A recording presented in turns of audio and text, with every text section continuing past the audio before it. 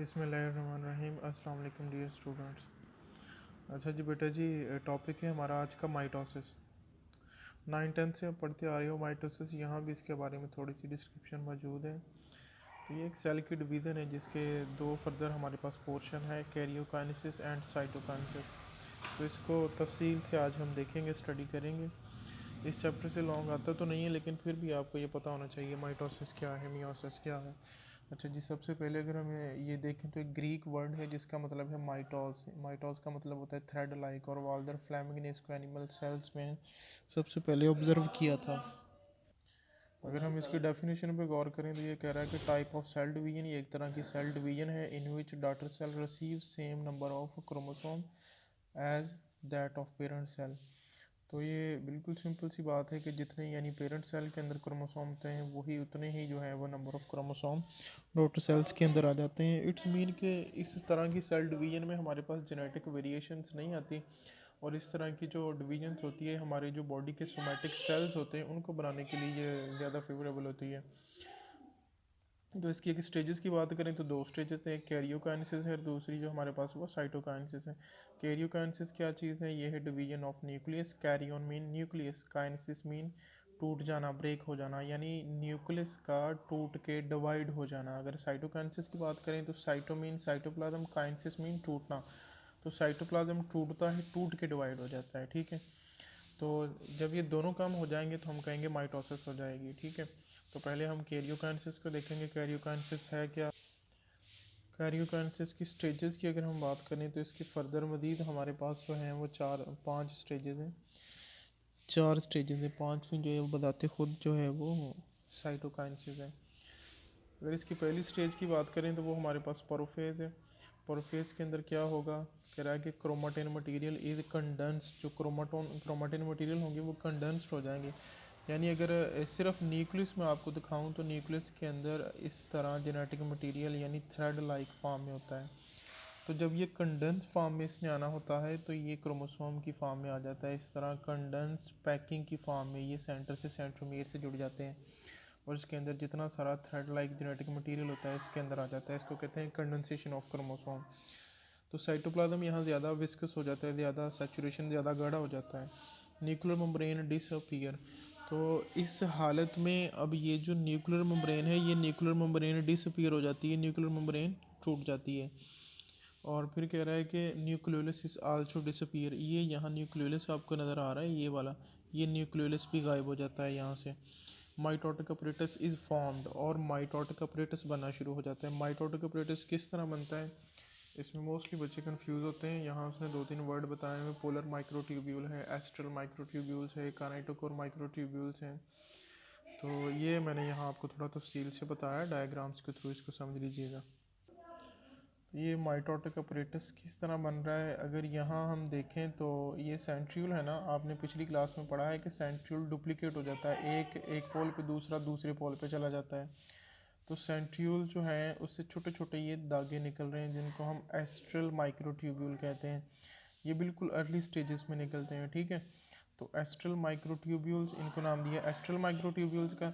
और फिर जो है यहाँ से फिर एक धागा नुमा स्ट्रक्चर निकलता है जिसको हम पोलर माइक्रोट्यूब्यूल कहते हैं। ये 2 धागे हो गए, और इसका तीसरा धागा, तो जो तीसरी किस्म का धागा है ये धागा ना तो ऊपर से जाता है ना नीचे से निकलता है, ये बल्कि यहाँ से निकलता है और जाके सीधा क्रोमोसोम का जो सेंट्रोमियर वाला पोर्शन है वहाँ जाके जुड़ जाता है। क्योंकि अगर हम सेंट्रोमियर को देखें, ये क्रोमोसोम, ये उसका सिस्टर क्रोमोसोम, ये सेंट्रोमियर, तो ये इस तरह जुड़ा होता है उसके साथ।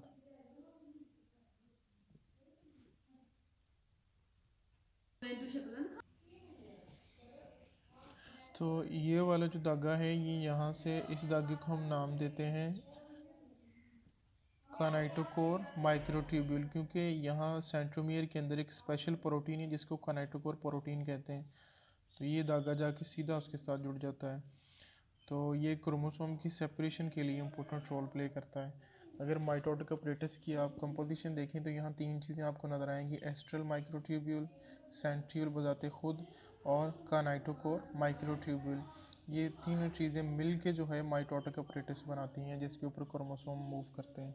तो ये तो था आपके पास माइटोटिक apparatus। अगर हम बात करें मेटाफेज की, ये दूसरी स्टेज है हमारे पास। इस स्टेज में क्या होगा कि क्रोमोसोम्स जो हैं वो align at equator, chromosomes align at equator यानी सेंटर पे। अगर आप यहाँ देखें तो यहाँ जो क्रोमोसोम्स थे बिल्कुल इकट्ठे होकर एक्वेटर पे आ जाते हैं। अगली यहाँ स्टेज में ये सारे क्रोमोसोम अलाइन हो गए हैं एक्वेटर के ऊपर, और यहाँ एक मेटाफेज प्लेट बन जाती है, बिल्कुल एक लाइन में सफ बांध के खड़े हो जाते हैं ताकि इनकी जो फिज़िकल सेपरेशन है वो आसान हो सके। जब ये माइटोटिक apparatus के ऊपर अच्छे से अलाइन हो गए, अब इनकी सेपरेशन बहुत आसान हो जाएगी। Chromosomes align at equator centre attached with mitotic kinetochore microtubules. तो ये जो कानाइटोकोर माइक्रोट्यूब्यूल्स हैं ये इनके साथ अटैच हो जाते हैं। तो इससे अगली स्टेज हमारे पास एनाफेज है। एनाफेज जो है इसमें ये फिज़िकल सेपरेशन हो जाएगी इनकी, सेंट्रोमियर ब्रेक यानी सेंट्रोमियर टूट जाएंगे क्रोमोसोम्स के, सेपरेटेड फ्रॉम ईच अदर, और ये दोनों एक दूसरे से अलग हो जाएंगे। अगर ये पहले इस तरह है, ये इनका सेंट्रोमियर टूटेगा एक एक पोल पे और दूसरा दूसरे पोल की तरफ मूव करना शुरू कर देगा, मूव टूवर्ड ईच पोल। तो सेंट्रोमियर टूट गए सेंटर से, देखें यहाँ से सेंट्रोमियर टूटे इनके, सेंट्रोमियर टूटने की वजह से ये वाला क्रोमोसोम इस पोल पे आ जाएगा, ये वाला क्रोमोसोम इस पोल पे आ जाएगा, तो ये सेपरेशन होगी क्रोमोसोम की। तो एनाफेज के अंदर इनकी फ़िज़िकल सेपरेशन होती है क्रोमोसोम्स की। तो आधा जेनेटिक मटेरियल आधे क्रोमोसोम एक पोल पे चले जाते हैं और आधे क्रोमोसोम्स एक पोल पे चले जाते हैं। उसके बाद जो चौथी स्टेज है हमारे पास वो है टीलोफेज़।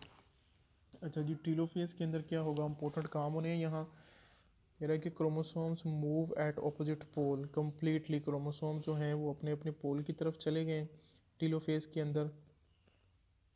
ये डायग्राम बनी हुई है टीलोफेज़ की, ठीक है, जगह कम थी इसलिए मैं यहाँ बना दिया डायग्राम। तो ये साइटोकाइनेसिस की नहीं है, साइटोकाइनेसिस यहाँ से स्टार्ट हो रही है, ठीक है। तो आगे कह रहा है कि nuclear membrane again begin to form. तो यहाँ देखें कि न्यूक्लियर मेम्ब्रेन फिर दोबारा बनना शुरू हो जाती है। Here cell contain two nucleus. अब यहाँ अगर आप सेल के अंदर देखें तो आपको दो न्यूक्लियस नज़र आएंगे। तो ये कैरियोकाइनेसिस यहाँ कंप्लीट हो चुकी है। और यहाँ अगर आप देखें तो कैरियोकाइनेसिस क्या था, डिवीजन ऑफ न्यूक्लियस, यानी न्यूक्लियस ने डिवाइड होना है। तो यहाँ जब हमने स्टार्ट किया था एक ही न्यूक्लियस था, लेकिन जब हम यहाँ पहुँचे सेल के अंदर दो न्यूक्लियस हैं, इट्स मीन कि न्यूक्लियस की जो डिवीजन है वो कंप्लीट हो चुकी है। तो यहाँ आगे आप देखें तो यहाँ साइटोकाइनेसिस स्टार्ट हो रही है। साइटोकाइनेसिस क्या है, cell membrane invaginate inward and divide cytoplasm into two. तो यहाँ आप साइटोकाइनेसिस पे गौर करें, ये साइटोप्लाज्म की ही डिवीजन थी, साइटोप्लाज्म ने डिवाइड करना है अपने आप को। ये मेम्ब्रेन अंदर को इनवेजिनेट हुई, यहाँ से जैसी मेम्ब्रेन इनवेजिनेट हुई तो आधा जेनेटिक मटेरियल एक तरफ है, आधा जेनेटिक मटेरियल एक तरफ है। तो मेम्ब्रेन आपस में यहाँ इनवेजिनेट होते होते यूँ फ्यूज़ हो जाएगी, आपस में होगी फ्यूज़। तो अब अगर आप देखें तो आपके पास दो सेल बन जाएंगे, ये अलहदा हो जाएगा, ये भी अलहदा हो जाएगा। तो इस तरह ये दो डॉटर सेल्स हमारे पास आ जाएंगे। आधा जेनेटिक मटेरियल इसमें आ गया और आधा साइटोप्लाज्म इसमें आ गया, आधा जेनेटिक मटेरियल इसमें और आधा साइटोप्लाज्म इसमें। तो ये माइटोसिस कंप्लीट हो चुकी है। माइटोसिस थी भी क्या कि जिसमें दो चीज़ें थी, एक तो न्यूक्लियस ने डिवाइड होना है, पहले न्यूक्लियस डिवाइड हुआ और फिर साइटोप्लाज्म डिवाइड हुआ, अल्टीमेटली सेल ही डिवाइड हो गया दो में। तो ये थी हमारे पास माइटोसिस। इम्पोर्टेंट है, बीइंग अ मेडिकल के स्टूडेंट आपको पता होना चाहिए माइटोसिस है क्या। ये क्वेश्चन सारा जो है इसको अच्छे से आपने तैयार कर लेना है। थैंक यू, अल्लाह हाफिज़। इस चैप्टर के जो नोट्स हैं शॉर्ट क्वेश्चन के, आज के लेक्चर में मैं आपको प्रोवाइड कर दूंगा, उनको अच्छे से देख लेना है आप लोगों ने।